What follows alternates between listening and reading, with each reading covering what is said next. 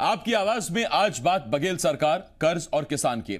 धान खरीदी के लिए 20,000 करोड़ का कर्ज लेने की तैयारी कर चुकी बघेल सरकार अब किसान न्याय योजना के लिए और 1,000 करोड़ का कर्ज लेने की तैयारी में है। सरकार आरबीआई से इस बार कर्ज लेने की तैयारी में है। इस 1,000 करोड़ के कर्ज के साथ प्रदेश पर कुल 81,000 करोड़ का कर्ज हो जाएगा।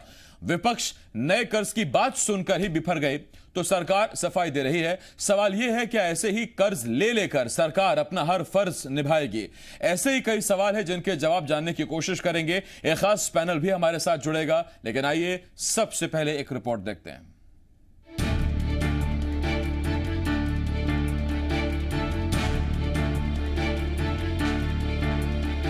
छत्तीसगढ़ के किसानों का भला क्या कर्ज लेकर किया जाएगा?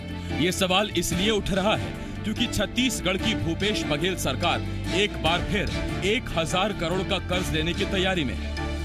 दरअसल बघेल सरकार राजीव गांधी किसान न्याय योजना की तीसरी किश्त देने के लिए आरबीआई से यह कर्ज लेने जा रही है। बड़ी बात यह है कि अब तक छत्तीसगढ़ पर करीब 60,000 करोड़ का कर्ज हो चुका है, जिसमें करीब 61 करोड़ पिछली सरकार के वक्त का कर्ज है। इस 1,000 करोड़ और धान खरीदी के लिए आगामी दिनों में लिए जाने वाले 20,000 करोड़ के कर्ज को मिला दें तो सरकार पर करीब 81,000 करोड़ के कर्ज का बोझ हो जाएगा। इस मामले में नेता प्रतिपक्ष धर्मलाल कौशिक ने सरकार को निशाने पर ले लिया। कौशिक ने कहा कि फिर से सरकार 1,000 करोड़ का कर्ज ले रही है। प्रदेश में जिस तरह कर्जे का बोझ और ब्याज की अदायगी बढ़ रही है, ये कर्जे की सरकार बन गई है। मुझे लगता है कि 18 साल में जितना कर्ज लिया गया था उससे ज्यादा कर्ज अभी इनके कार्यकाल में उससे ज्यादा कर्ज हो जाएगा। लेकिन इनके पास में आवक जो बढ़ानी चाहिए, स्रोत जो बढ़ानी चाहिए और स्रोत बढ़ा करके जनता को कर्ज से मुक्त दिलाने की दिशा में बढ़नी चाहिए, वो अभी तक स्पष्ट दिखाई नहीं दे रहा है। कर्जा लेना और कर्जा लेकर के बांटना, तो जो एक शुरू में आया था ना कि घी लेकर के कर्जा लो और पियो, वैसा वाला वही सरकार चल रही है अभी। कर्ज लेने की तैयारी और विपक्ष के वार पर कृषि मंत्री रविंद्र चौबे ने सफाई दी है। उन्होंने कहा कि पहले फिजूल खर्ची के लिए कर्ज लिया जाता था, मगर सरकार किसानों के लिए कर्ज ले रही है। तो साथ ही उन्होंने केंद्र सरकार को भी आड़े हाथों लिया। पहले भी कर्ज लिया जाता था, फिजूल खर्ची के लिए कर्ज लिया जाता था और उस सरकार का लगभग 43,000 करोड़ का कर्ज छत्तीसगढ़ पे अभी भी कायम है। हम कर्ज ले रहे हैं, केंद्र सरकार हमारा कितना सपोर्ट कर पा रही है आप लोग देख रहे हैं। ना हमारा जीएसटी का हिस्सा दे रही है, ना हमारा माइनिंग का सेस मिल रहा है, ना हमारा रोजगार गारंटी का पूरा हिस्सा मिल रहा है, और हमको अपने किसानों की धान खरीदी करना है। अब सवाल ये है, क्या कर्ज ले लेकर ही सारी योजनाएं चलाई जाएंगी? सवाल ये है, क्या केंद्र की वजह से ही राज्य सरकारों को लोन लेकर काम चलाना पड़ रहा है? सवाल ये, कहां गए वो दावे जिसमें बघेल सरकार और कांग्रेस दावे करती थी कि छत्तीसगढ़ की आर्थिक स्थिति बाकी राज्यों से कहीं बेहतर है? सत्य प्रकाश, जी मीडिया, रायपुर।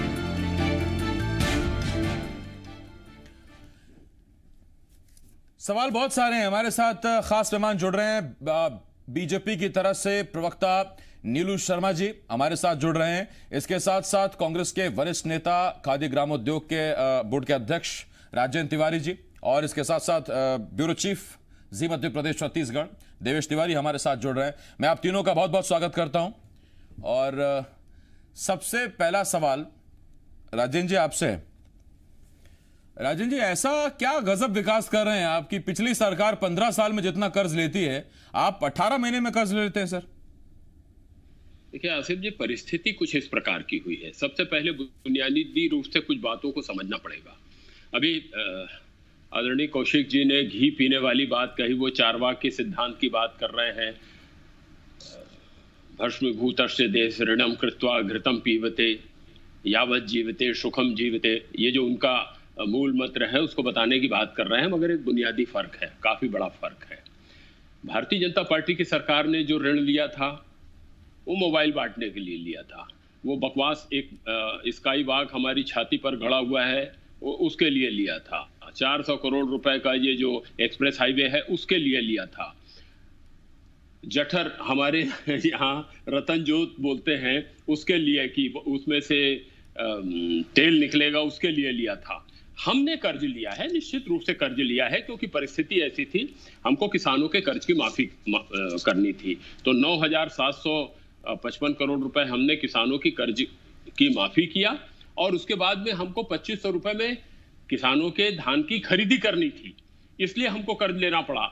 और ये अगर कोरोना जैसी बात नहीं आती तो हमको ऋण लेने की जरूरत नहीं पड़ती, एक बात। दूसरी बात, जिस तरह से सौतेला व्यवहार छत्तीसगढ़ के साथ में केंद्र की बैठी हुई सरकार कर रही है, हमारा केवल 2 महीने का, अभी तो काफी लंबा हो गया होगा, मुझको नया फिगर देखना पड़ेगा, 2,828 करोड़ रुपए हमारा जीएसटी का रोक करके रखा है, 4,140 करोड़ रुपए हमारा कोयले का रोक करके रखा हुआ है।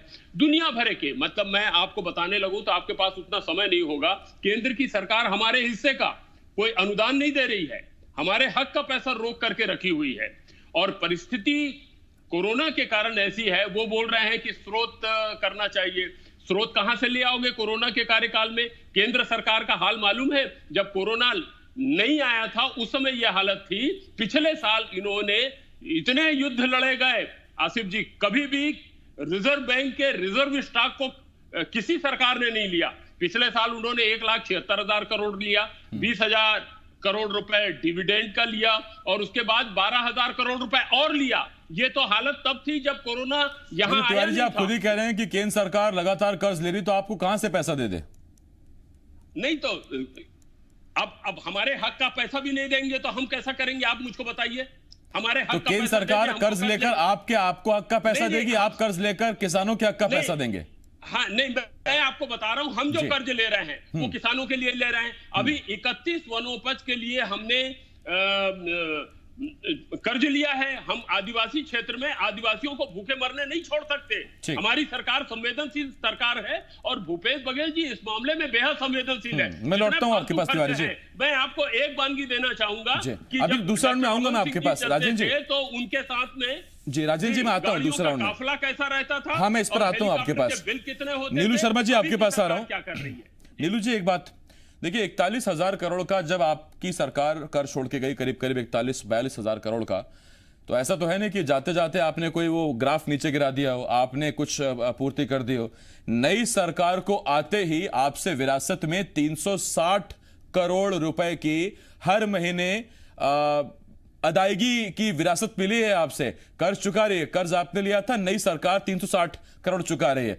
तो फिर जब कभी जाना होगा तिवारी जी का, तो फिर आप भी तैयार रहिए उसके लिए। आसिफ जी, मैं तिवारी जी की पूरी बात को सुना हूँ। हाँ, ये राज्य सरकार जो है वो कर्ज की सरकार बन चुकी है। पिछले 18 सालों में जो राज्य सरकार ने कर्ज लिया है, ये 2 साल में उस कर्ज को इन्होंने इतना बढ़ा दिया है कि 27,000 करोड़ के आसपास का कर्जा इन्होंने लिया, और फिर 1,000 करोड़ जो है वो फिर से कर्जा लेने के लिए ये राज्य सरकार जा रही है। ये समर्थन मूल्य की बात करते हैं। इन्होंने चुनाव के समय अपने घोषणा पत्र में कहा था कि हम 2,500 रुपया में जो है वो धान का समर्थन मूल्य देंगे। पिछला 2 वर्ष का जो है वो बकाया बोनस हम देंगे। किसानों का जो है हम कर्ज माफ करेंगे। महिला समूह का हम कर्ज माफ करेंगे। शराब बंदी करेंगे। मुझे ऐसा लगता है कि ये उस समय के जो घोषणा पत्र में इन्होंने जो छत्तीसगढ़ के साथ जो भोली भाली जो जनता उनके साथ जो छल किया है, आज 2 वर्षों में ये कर्ज की सरकार बन चुकी है। सारे विकास कार्य ठप पड़े हैं। आप कहीं भी छत्तीसगढ़ का एक कोना भी जो है वो बता दीजिए जहां 1 किलोमीटर की सड़कें बनी होंगी। सिर्फ क्या कर्ज के साथ साथ ब्याज की भी अदायगी करनी पड़ती है। जैसे बात करते हैं पिछली सरकार की, तो हमने 15 साल जो है वो सरकार चलाया है, और इन 15 सालों में हमने किसान का एक एक दाना खरीदा, समय पर खरीदा, उनके बैंक अकाउंट में समय पर जो है वह पैसा भी जमा हुआ है। आपकी रमन सरकार कर्ज ले तो ठीक, आपकी केंद्र सरकार कर्ज ले तो ठीक, अगर बघेल सरकार कर्ज ले तो कैसे गलत है? कहां फेंक रहे हैं पैसा? आपको क्या लगता है? देखिए, समर्थन मूल्य में इन्होंने कहा था कि हम 2,500 रुपया में जो है धान खरीदेंगे। आज 4 किस्तों की ये बात करने लग गए हैं। कहीं ना कहीं आज ये बताइए कि किसान जो है वो 2,500 रुपया इनको समर्थन मूल्य मिलेगा, इस आशा के साथ इन्होंने जो है इनको मैंडेट दिया। और सबसे बड़ी चीज, ये 2 वर्ष की जो बोनस की जो बात करते हैं, उस बोनस को तो भूल जाइए। ये मतलब सिर्फ 2 किस्त ही दे पाए हैं, और उसके बाद जैसे कर्ज ले रहे हैं, तो मुझे ये बताइए कि कर्ज जो है आखिर केंद्र सरकार के ऊपर जैसे मर रहे, अभी केंद्र सरकार ने 60 लाख मेट्रिक टन का सेंट्रल पूल में धान का कोटा बढ़ाया है। आप इस वर्ष जो है फिर से पिछला जो 85 लाख मेट्रिक टन का आपने जो धान खरीदा है, और इस बार फिर से आप 85 लाख मेट्रिक टन के धान का लक्ष्य रख रहे हैं, तो 15 लाख मेट्रिक टन वो आपका जो मुझे जो जानकारी है कि इस वर्ष जो इनकी कैबिनेट की उप समिति की जो बैठक हुई थी, उसमें जो इन्होंने अनुमानित उत्पादन जो है वो 1 करोड़ 40 लाख मेट्रिक टन का बताया है। अब आप फिर से 85 लाख जो है वो धान खरीदने की तैयारी कर रहे हैं, 15 लाख जो है वो इसमें, और 40 लाख 55 लाख जो है फिर से धान जो है बचेगा। तो किसान क्या करेगा? किसान फिर कोचियों के पास जाएगा, किसान फिर बिचौलियों के पास जाएगा। ठीक है, मैं इस पर आता हूँ आपके पास। वैसे अगर नीलू जी आप अगर थोड़ा बात करें ऊपर, तो डीजल बनाने को अनुमति मिल सकती है, सरकार बहुत दिन से मांग कर रही है। अगर वो बात हो सके तो वहां भी धान खप सकता है। खैर वो एक बात अलग चीज है। मैं लौटता हूँ इस पर नीलू जी आपके पास। देवेश मैं आपके पास आ रहा हूँ। नीलू जी आता हूं मैं आपके पास। देवेश मैं आपके पास आ रहा हूं। और देवेश, मेरा सीधा सवाल आपसे ये, एक तरफ दावा ये कि बाकी राज्यों से कहीं बेहतर अगर किसी की आर्थिक स्थिति तो छत्तीसगढ़ की है, एक तरफ दावा ये कि मंदी में भी, कोरोना में भी और नोटबंदी में भी अगर कोई ऑटोमोबाइल सेक्टर किसी प्रदेश में खड़ा रहा, जहां ऑटोमोबाइल सेक्टर डूबा नहीं, तमाम सेक्टर्स डूबे नहीं, तो वो छत्तीसगढ़ है। और दूसरी तरफ आप विभागों को निर्देश देते हैं कि 10% कम से कम बजट कटौती करिए, अगली बार हमको बजट कम करना है। और अब ये कि हर योजना के लिए आपको धान खरीदना है, आपको कर्ज चाहिए। न्याय योजना के लिए पैसा देना है, किस्त देनी, तीसरी किस्त देनी है, आपको कर्ज चाहिए। एक तरफ दावा मजबूती का और दूसरी तरफ कर्ज के बहाने सरकार चल रही है क्या? आसिफ, आपने बहुत सही सवाल पूछा है, और तमाम जो दर्शक है वो भी ये जानना चाहते हैं कि जब प्रदेश में टैक्स कलेक्शन अच्छा हो रहा है, प्रदेश में चीजें ज्यादा बिक रही हैं, तो फिर प्रदेश सरकार के पास पैसा क्यों नहीं है? दरअसल जब जीएसटी काउंसिल की पहली बैठक हुई थी, उसी में देश की सभी राज्य सरकारों ने केंद्र सरकार को टैक्स कलेक्शन का अधिकार सौंप दिया था। अब छत्तीसगढ़ में अगर मोबाइल बिकता है, मोटरसाइकिल बिकता है, ट्रैक्टर बिकता है, तो उसका जो टैक्स राज्य सरकार को पहले मिला करता था, जीएसटी आने के बाद वो पूरा टैक्स कलेक्शन होकर के केंद्र सरकार के पास चला जाता है। केंद्र सरकार कहती है कि जो जीएसटी की क्षतिपूर्ति है उसकी भरपाई राज्य सरकारों को की जाएगी। आपको याद होगा जिस बैठक में वित्त मंत्री निर्मला सीतारमण ने एक्ट ऑफ गॉड का जिक्र किया था, उसी बैठक में उन्होंने सॉलिसिटर जनरल को इस बात को कहा था कि आप देखिए क्या हम क्षतिपूर्ति देने के लिए बाध्य है राज्य सरकारों को। उसका आशय यह है कि क्षतिपूर्ति देने की स्थिति में राज्य सरकारों को केंद्र सरकार इस समय नहीं है। केंद्र सरकार के पास भी पैसे का घोर अभाव है, यही वजह केंद्र को कर्ज लेना पड़ रहा है, वो दिगर बात है। अगर हम राज्य की बात करें तो केंद्र सरकार की ओर से वित्त मंत्री निर्मला सीतारमण ने सभी राज्य सरकारों को कहा है कि आप कर्ज लेकर के तत्कालिक तौर पर अपनी व्यवस्था करिए। जिस दिन केंद्र सरकार की स्थिति अच्छी हो जाएगी, उस दिन प्रदेश में क्षतिपूर्ति की राशि राज्य सरकारों को दे दी जाएगी। यानी अभी इस समय इंतजार करने के अलावा कुछ नहीं किया जा सकता। हमारे प्रदेश का बिजनेस कितना भी बेहतर हो, टैक्स कलेक्शन का अधिकार अगर राज्यों के पास नहीं है, वो केंद्र के पास है, तो आप अपने अधिकार के लिए भी केंद्र की ओर ताकने के अलावा आपके पास कोई विकल्प बच नहीं जाता है। क्योंकि टैक्स कलेक्शन का पैसा सीधे आपके ट्रेजरी में नहीं आ रहा है, वो केंद्र के पास जाएगा, केंद्र आपकी क्षतिपूर्ति करेगा।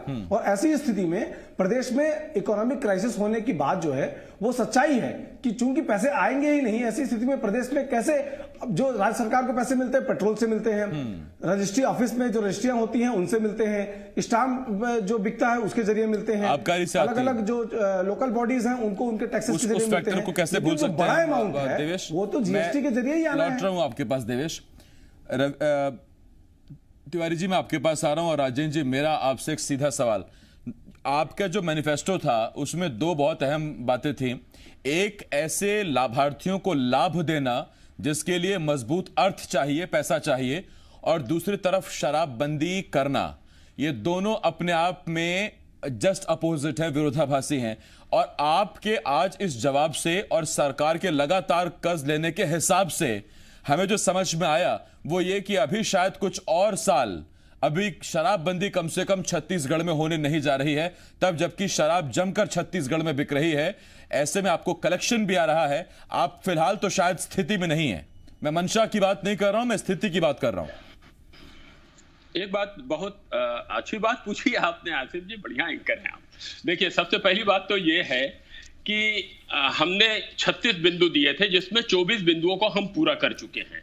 जो संकल्प पत्र या घोषणा पत्र होता है वो 5 साल के लिए होता है। हाँ, 2 बातों के लिए हमने कसम खा करके ये कहा था कि हम इसको तत्काल लागू करेंगे, और वो राहुल जी ने तो 21 अक्टूबर की सभा में कहा था कि 10 दिन के भीतर हम किसानों की कर्ज की माफी करेंगे। 10 दिन तो जाने दीजिए, हमने 2 घंटे के भीतर, जैसे भूपेश बघेल जी ने शपथ लिया है, सबसे पहला काम राहुल जी को छोड़ने के बाद ये किया कि किसानों की कर्ज की माफी किया, और उसके बाद 2500 रुपए में धान खरीदी की बात उन्होंने चालू की।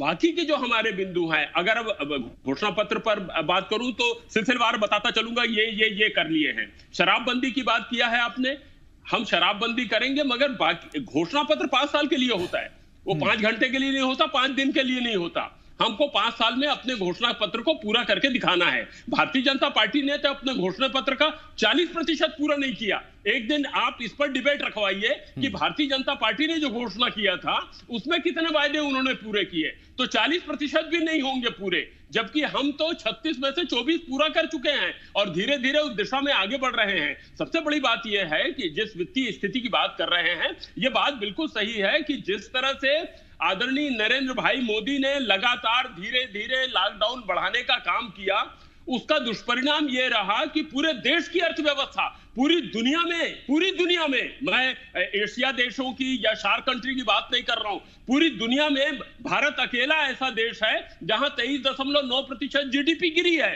तो पूरे देश की इकोनॉमी का भट्टा बैठाने का जो बहुत बड़ा काम उन्होंने किया, उसका दुष्परिणाम यह हुआ कि हम भी उस छाया से अछूते नहीं हैं। और किस तरह से छत्तीसगढ़ में हमने खर्च में कटौती की, मैं आपको बताना चाहूंगा। डॉक्टर रमन सिंह जब निकलते थे तो काफिले में कितनी गाड़ियां रहती थी, भूपेश जी निकलते हैं तो कितनी गाड़ियां रहती हैं, किस तरह से खर्च में कटौती की गई। दूसरे राज्यों में तो तनख्वाह नहीं मिल पा रही है सरकारी अधिकारियों को, कर्मचारियों को, हमारे यहाँ इस तरह की स्थिति नहीं है। अगर हमको आदिवासियों का, गरीबों का, किसानों का ध्यान रखना है तो फिर हमको उनको सुविधा देनी पड़ेगी। ठीक, मैं लौट रहा हूं आपके पास तिवारी जी। 31 वनों इससे पहले वक्त खत्म हो जाए, और रही बात बीजेपी ने कितने वादे पूरे किए, तो कोरोना काल में और मरवाही उपचुनाव के काल में तिवारी जी अभी गड़े मुर्दे उखाड़ने आप चाहते हैं, लेकिन वो ठीक नहीं। नीलू जी आपके पास आ रहा हूं, और नीलू जी मेरा आपसे एक सवाल, यही सरकार अगर किसान न्याय योजना में किश्त ना दे तो फिर आप करेंगे प्रदर्शन, आप करेंगे आंदोलन कि वादा किया था निभा नहीं रहे हैं, और अगर इसी आर्थिक स्थिति के साथ सरकार कर्ज लेकर किसानों के खाते में पैसा पहुंचा रही है तो उसमें भी आपको आपत्ति है? आसिफ जी, संकल्प पत्र या घोषणा पत्र मैं मानता हूं कि 5 साल के लिए होता है, लेकिन जैसे तिवारी जी अभी कह रहे थे कि हमने गंगा जल हम हाथ में लेकर कसम खाई और उस 2 वायदों को हमने तत्काल पूरा किया। आपने किस वायदों को तत्काल पूरा किया? आपने कहा था कि हम पिछला 2 वर्ष का बोनस देंगे, 2500 रुपया में हम जो है समर्थन मूल्य में धान खरीदेंगे। आप उस 2 साल का बोनस तो आप भूल जाइए, आप 2500 रुपया समर्थन मूल्य में जो धान खरीदी दिए उसको आपने 4 किस्त में बांट दिया। 2 किस्त दिए हैं, तीसरा किस्त अभी 1 नवंबर को आप देने वाले हैं।